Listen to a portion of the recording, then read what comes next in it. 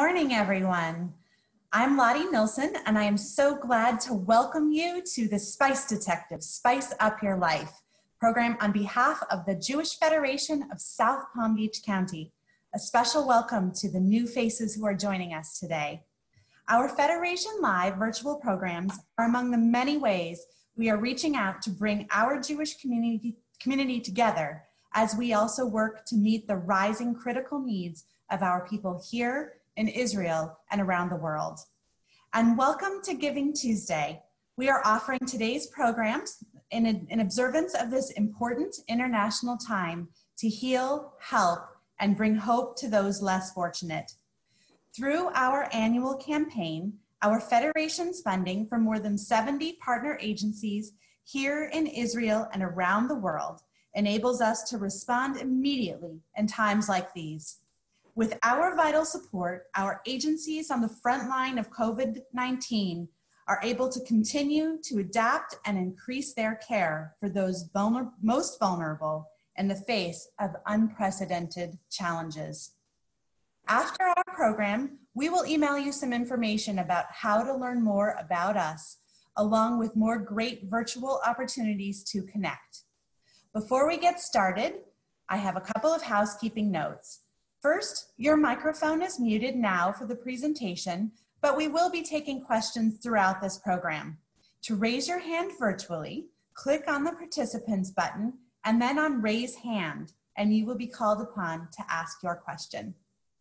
In addition, you can adjust the way your screen appears.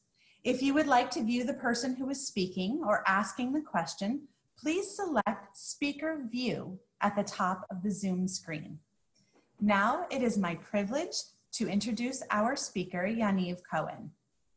Yaniv Cohen's passion for food began at the age of 5 when he was put in charge of helping his mother cook and set the table.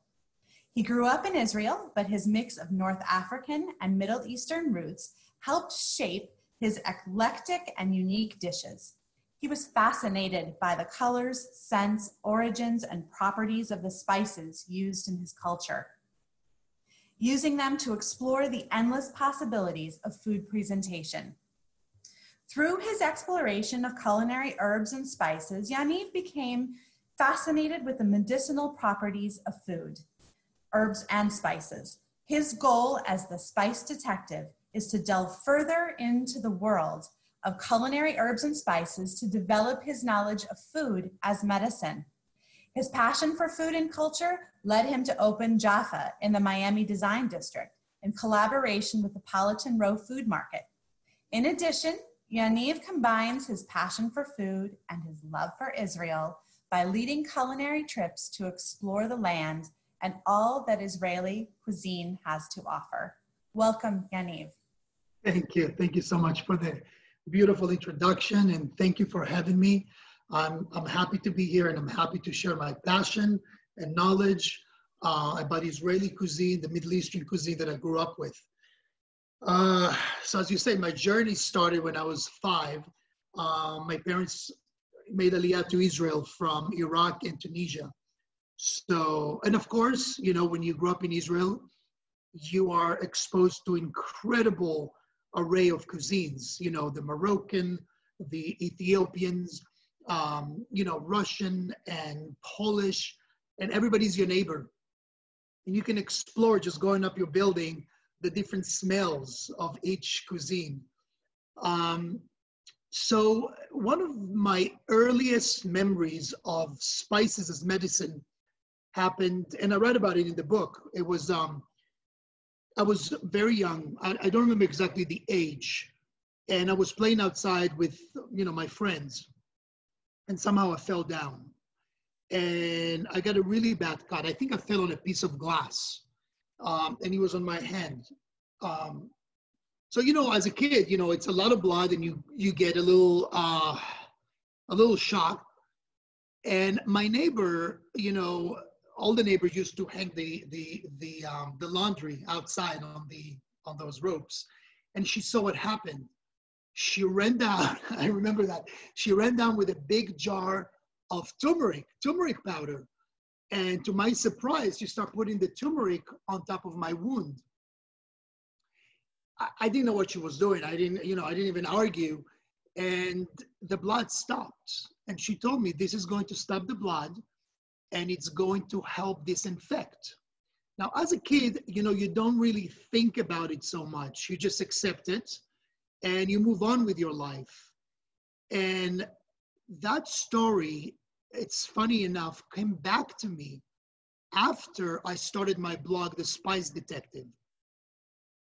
So that was the earliest memory of spices as a healing tool, as medicinal property. So that story stayed with me in the back of my mind, in my subconscious. But as the oldest of 5 boys, I needed to help my mom. I was the responsible adult, the oldest son, and my passion and I was being drawn to the kitchen. It was magical. My mom would disappear to the kitchen Thursday night, and by Friday every Shabbat we had such an incredible set of dishes, and it was always very beautifully spiced. And she would have to learn. So she comes from Iraq. My father comes from Tunisia, North Africa. She had to learn the Tunisian cuisine as well, for a successful marriage. And it was just, to me, it was like magic. She would take herbs and spices and fruits and vegetables, and she would make incredible dishes. And we would go to my grandma's, and each one of them, was making so many beautiful dishes. So I was fascinated, and I asked my mom to help her in the kitchen. I didn't like doing the dishes. I had my brother do the dishes, but I would cook. And I would cook for my brothers during the, summer vacation. My mom used to go to work, and I would make them breakfast and lunch. And I would call my mom asking for tips and recipes, and how would you make this, and how would you, and it was just such a beautiful experience because it allowed me to be creative and, use this passion that I had and the fascination. And of course, during Shabbat dinners, we would speak about the food that my mom would cook or my grandma would cook. And they would say, this is really good for blood pressure. This spice is really good for inflammation. And as a kid growing up in Israel, I took it very much for granted. I thought everybody knew about spices. I thought, it was a common knowledge. And then when I was 21, I moved to New York. I moved to Brooklyn.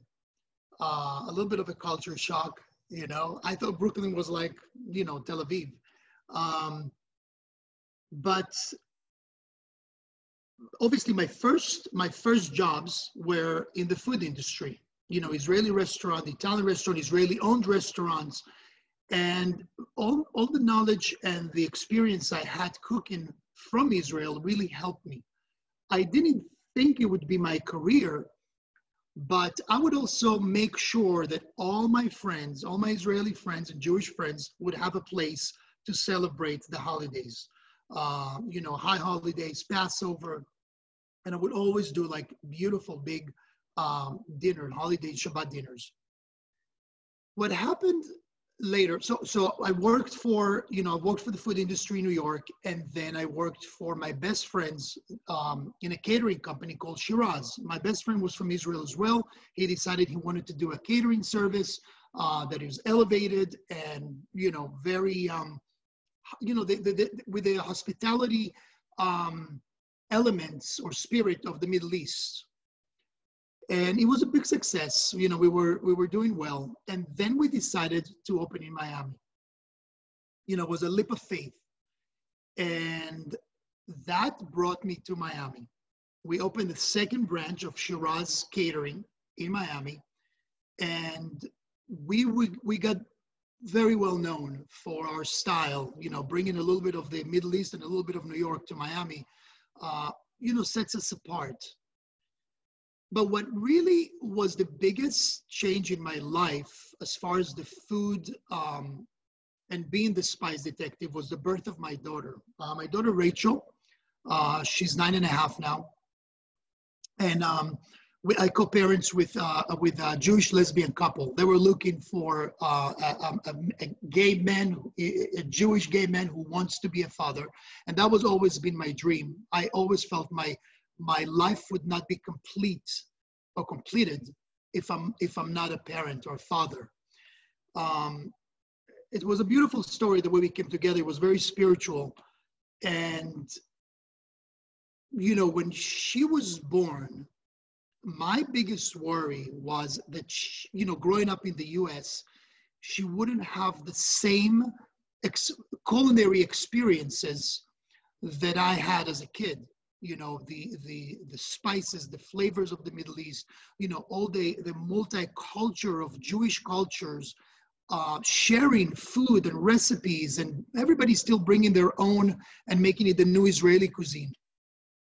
So what I did is I started teaching her moms how to use spices, not just for the culinary aspect, which is very important, but also for the medicinal, and all the beautiful properties that the spices bring, the micronutrients, the antioxidants, and how the spices really work together.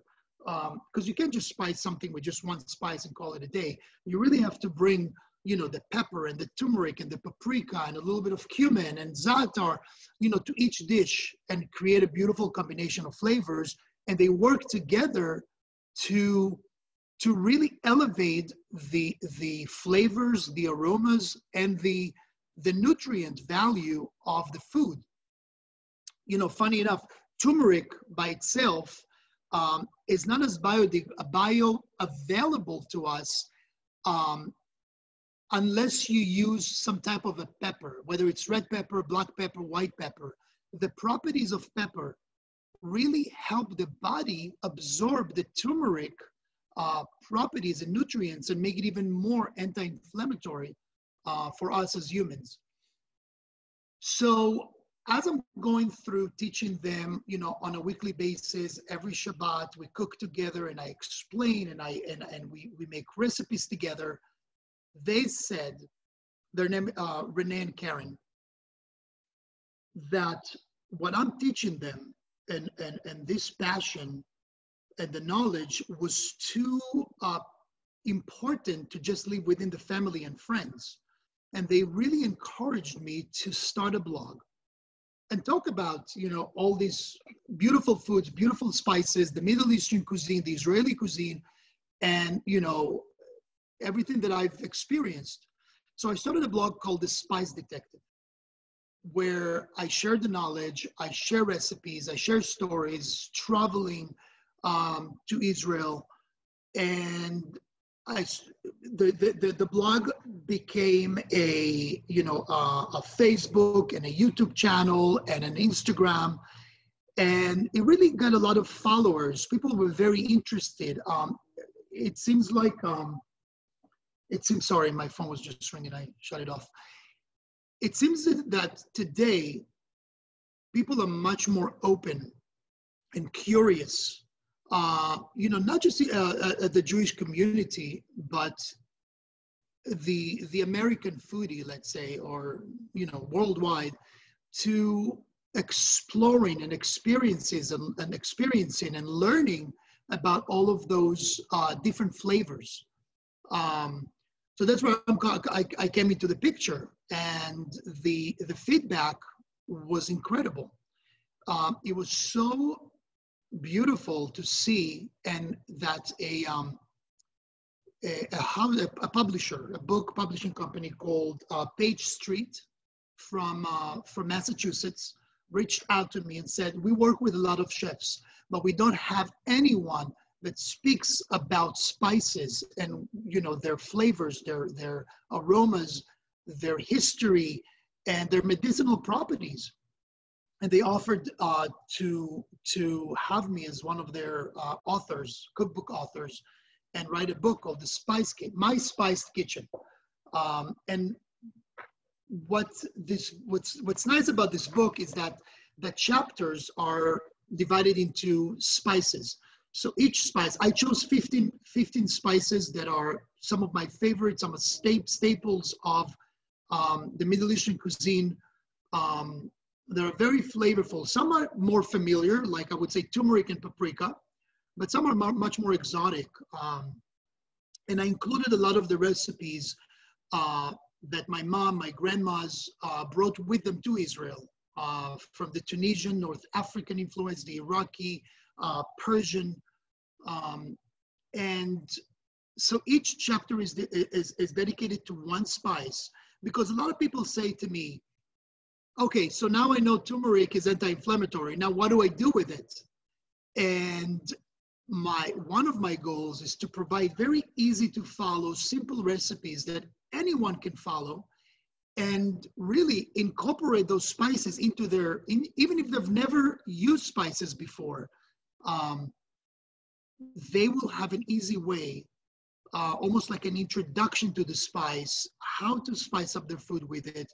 And from there, you build a confidence to explore, because I feel that a lot of people that I've spoken to have this fear of using spices. They're really are so confused by the spice. And when you give a home cook or a foodie or anybody who has a passion for food and wants to learn more, the tools and the knowledge, then you develop this incredible confidence, and then you start exploring. Because at the end of the day, with spices, and I'm going to show you how I'm going to make one of the Iraqi staples spice mixes called baharat.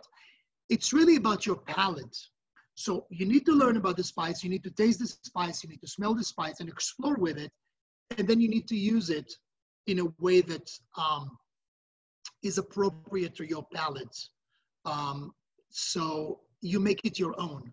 And everybody has a different, a different palate, a different liking. Everybody has some spices are just like any food. It's an acquired taste. And some things are completely not okay with you, just like cilantro, which creates a chemical reaction on your palate that your body just doesn't want it. And that's okay, because it just might not work with you. But again, you need to know, you need to learn, and then you need to explore on your own and make it your own. And everybody does different, and it's all okay. Food is like art. It's really what, triggers you and what speaks to you and what tastes great to you. So of course we spoke about the book, and then I was approached by the Politan Row, which is a food hall that is a national food hall at this point, to open an Israeli food booth. I guess it's a food hall, so it's all different booths in one beautiful big space in the design district here in Miami. And I mean, again, I feel like in Florida, the Jewish and Israeli community is thriving, yet we don't have enough Israeli, like a modern Israeli cuisine outlets here. And the feedback has been beautiful, and we're actually expanding to Hollandale soon, hopefully after this crisis, after the epidemic. But I'm just so happy to bring the spice knowledge and some of my journey, to the U.S. and Florida specifically. Before we go into making baharat, which is an Iraqi spice mix, so it's almost like a one-stop shop. So what the women at the household did, instead of they knew what spices they want to use. And in every culture, you'll have it. You'll have the Hawaiish with the Yemenite Jews, and you have Ras el Hanout with the Lebanese and Syrian Jews. The Iraqis had the baharat.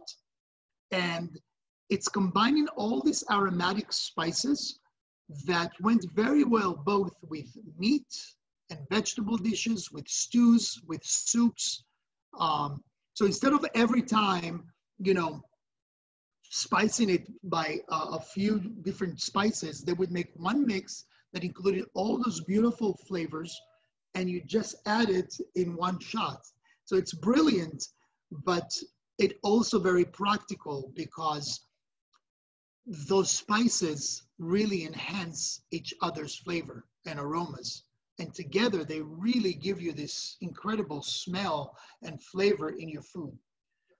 But before we do that, I would love to hear if anybody has any questions. I know we wanted to talk about storing spices and how to buy spices. So, but I would love to open it for some questions. If anyone has any questions, you can just virtually raise your hand and we'll take you off mute.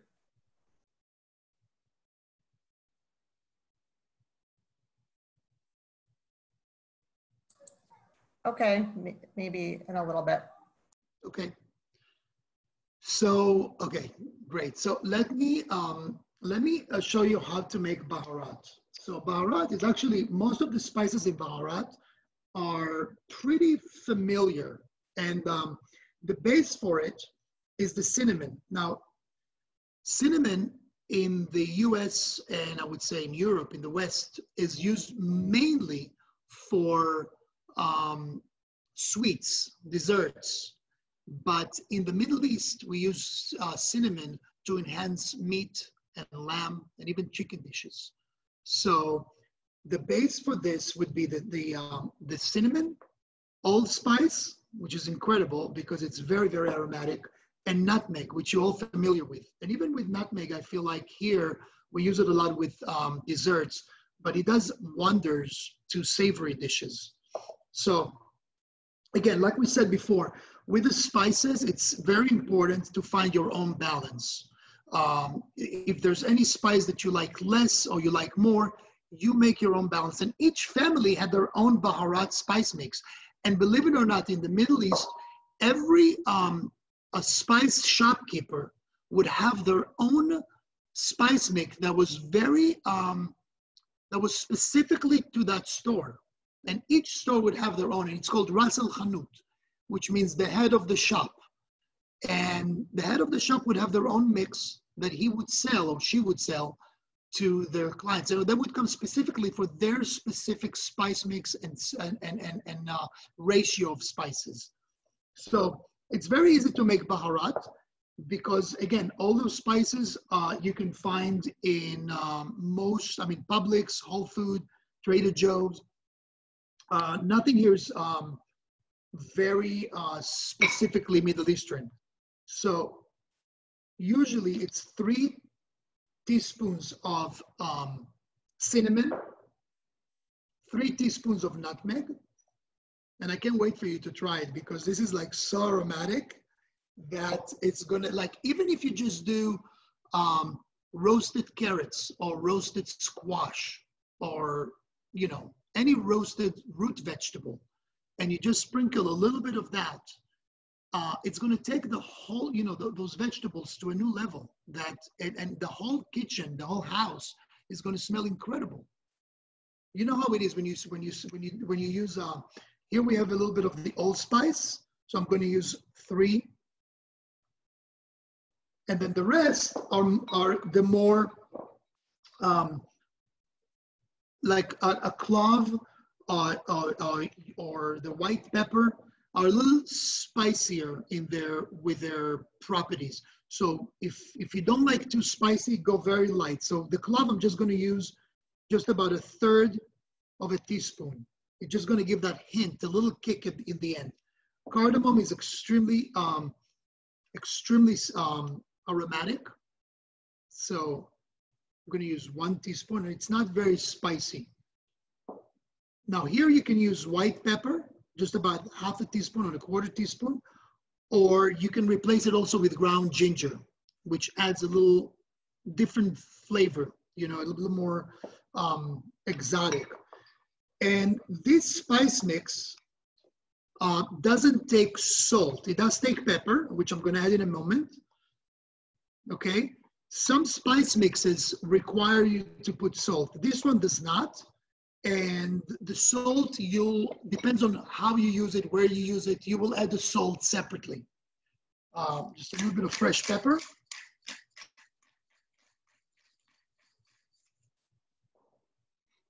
And that's about it. So this needs to be stored in an airtight, obviously an airtight container. I wish you could smell it. It smells like you're walking into a spice shop. It's really, really good. Like I said, it's very easy. And all of those spices have very strong, believe it or not, all those, the clove, the cardamom, the white pepper, the cinnamon, they're known for antibacterial and antiviral properties. I actually make a tea, especially now with all this craziness that's going on, that has cinnamon, cardamom, ginger, and clove. I make a tea of it and I just drink it. It's almost like an Indian chai of a sort. And those spices are very, very powerful. It's a little spicy, you know, it's potent, but it's very, very healthy. It really helps your body fight inflammation as well as any invaders, let's say. Talking about freshness and aroma, one of the most important things when you buy a spice or even after you brought it home, when you're about to use a spice and if you've had it for a few months, you need to take a look at the color. With spices, you're looking for potency and aroma, flavor, color. So take a look at the color, smell it, and then taste it. All of those elements need to be very apparent and strong. If it's not, if it tastes stale, if it looks a bit faded, if the smell, when you open a spice jar and the smell doesn't hit you, that means your spice is probably older and it might be expired. So don't use it, get a fresh one. My family and a lot of families that I know, we store the spices either in the fridge or the freezer. So a small bottle goes into your cabinet.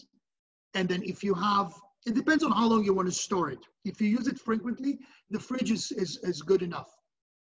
But if you have a big, and like we used to go in Israel to the market, open market, and buy like kilograms of spices. And if it's really a big amount that you want to store for a while, it's best to put it in the freezer. And then just take out a little bit at a time. It really, in a freezer, it can really stay for years.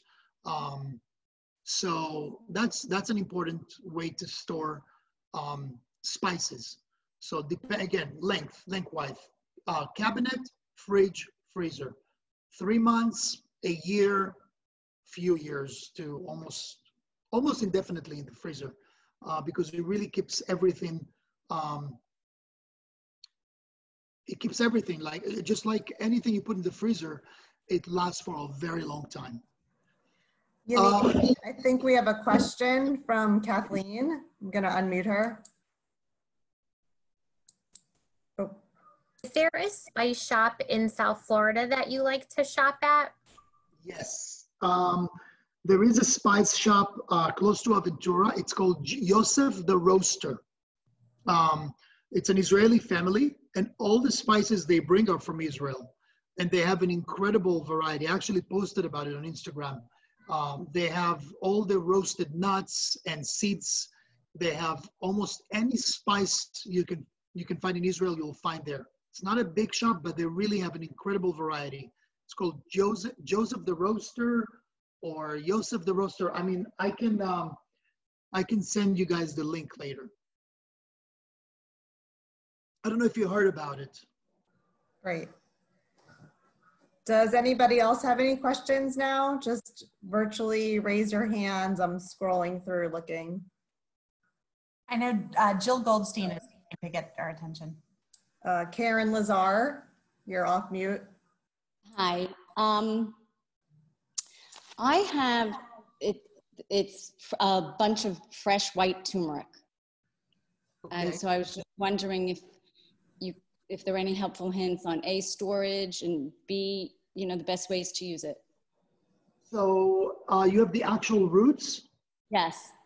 Okay, so I don't know how much you have, but obviously you want to, and again, I don't know when you're going to use it, but it needs to be in a cool place. So the fridge is great. And then just take a few roots every time and just put it in your smoothie. I don't know if you make smoothies, but the best way. Yeah, I've been doing that. Okay, that's great.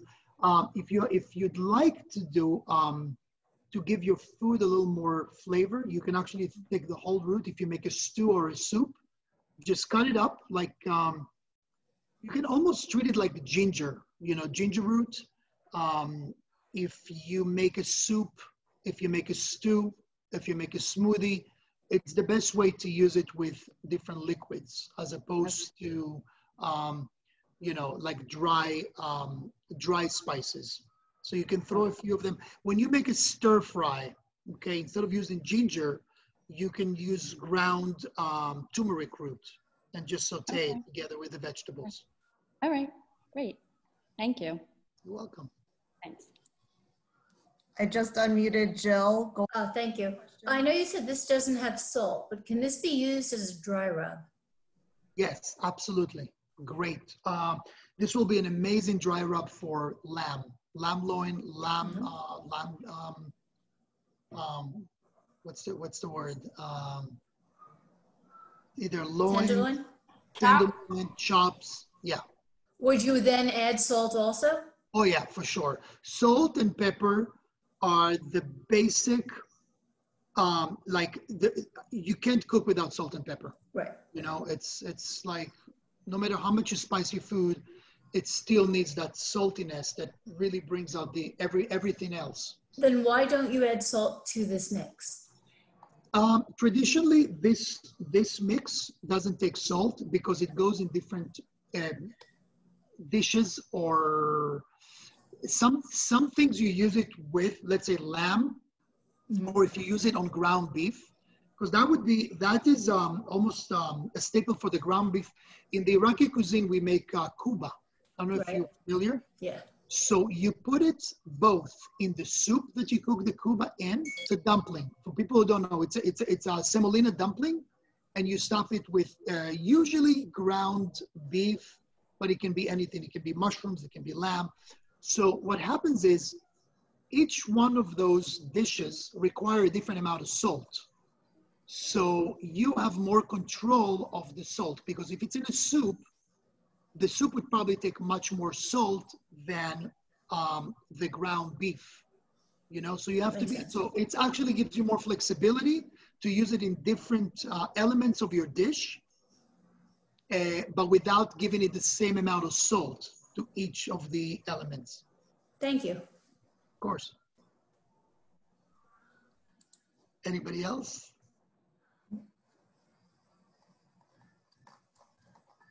I think that's it for now. If you have another spice mix. No, so this was it. What I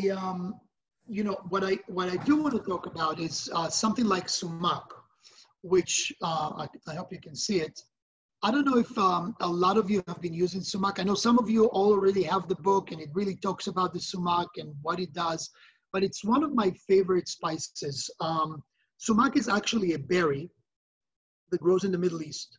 But you can't really eat it as is because it's very citrusy. It's a little acidic. What we do, and it's very big in the Persian cuisine, you almost have it like a condiment. You put it on the table, you serve the rice, and people just sprinkle it on their rice. But it's such a unique spice to me because it really can replace your lemon or your lime in your dish. So it goes very well with fish. It goes incredibly well with different cheeses, with labneh, with yogurt. You can just, and the nice thing about this spice, the sumac, is that you don't necessarily have to cook with it. It can be added later on to finish your dish, or just to add an extra flavor or zest or citrus touches to your dish. So pizza, for instance, you can, and we spoke about fish. It can go before or after with a little bit of olive oil. And the most, and the nice thing about sumac is the high amounts of antioxidant and vitamin C. So as you know, all berries have this incredible amounts of vitamin C. and antioxidants, and the sumac is no different. When you add sumac to your dish, to your cheese, to your spread, to your hummus, to your fish, you're really not just adding flavor and citrusy, but you're really adding so much more nutrients and enhancing every bite you're consuming. You actually supplying yourself and your body with so much more vitamins, minerals, antioxidants. So I think it's also very, very important to remember, and that's in general, all those spices, they add so much health to your dish. I think it's something that, like I said, I want some people to be aware of it. So I think that's my presentation. I would love to hear more questions. You know, and again, feel free to even to reach out afterwards on Instagram if anybody needs to. There's a lot of recipes there and a lot of ways to incorporate spices. There's some videos. And again, my style is very Middle Eastern, very Israeli. I think the Middle Eastern cuisine, the Mediterranean cuisine has this, and it's becoming more apparent now that they say that the Mediterranean cuisine is one of the healthiest cuisines. And I think part of it is using spices, using vegetables, using ghrelin as opposed, you know, and all those beautiful elements from the ground. That is my 2 cents for the day. I hope you enjoyed it. I look forward to seeing all of you at Jaffa, God willing, soon. And that's it. I'm happy to keep in touch, and you know, I'm here for you, the spice guy. Thank you so much, Yaniv. I think there's about a the rest of question. you. Oh, Yes. but we do have another question, so we're going to take that. Hold on, let me find her. Okay, go ahead, Meredy.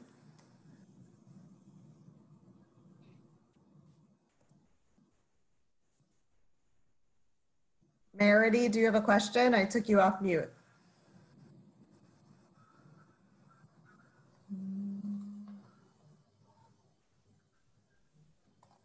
Okay, let's try, Cindy has a question. I have a question. Do you ever grind any of your own spices? Yes, I do. So, I mean, basic though, like for instance, I take cumin seeds, whole cumin seeds, as well as coriander seeds, which is a cilantro seed.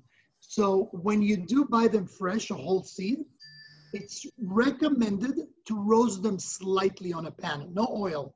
Just heat them up, and you can do a spice mix if you want some different seeds together. You can do that as well. I like to separate them, and then if I want to mix, I mix it myself.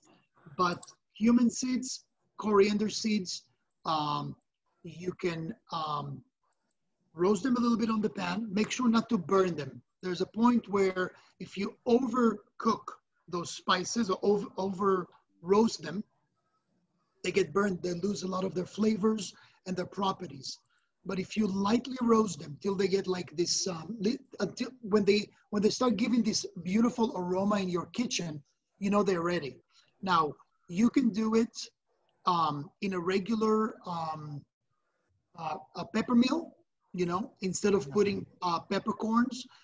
And we all, I mean, for the most part, I think most of us ground their own peppercorns. You can do black peppercorn, white peppercorn, pink peppercorns, and you can do a mix of them. So you already have it in your peppercorns, but you can use, and these days they even have all those beautiful clear pepper mills. I call them pepper mills, spice mills that are even electric. So they're clear, and you can actually seal the spices, and you can mix it. You can even mix, you know, all your favorite spices, including the peppercorns, including sea salt, like the crystals, dry rosemary, dry thyme, some cumin seeds, and you make your own spice mix, okay, based on your palate, and you just press the button and just spice up your food. So it's really easy now. So, but like I said, just explore, feel free, taste everything. You know, you can't go, the worst thing that can happen, you're not happy with the mix, so you just replace it. Thank you. Thank you. Welcome. Thank you, Yaniv. I don't know about the rest of you, but my mouth is watering now. So thank you for taking time to be with us today and share the fascinating world of spices with us. And thank all of you for joining us. Look for your email with additional meaningful ways to connect with the Federation and our Jewish community during these unprecedented times. Together with our caring community, we will heal, we help, and we give. Stay safe and be well and have a wonderful day. Thank you so much.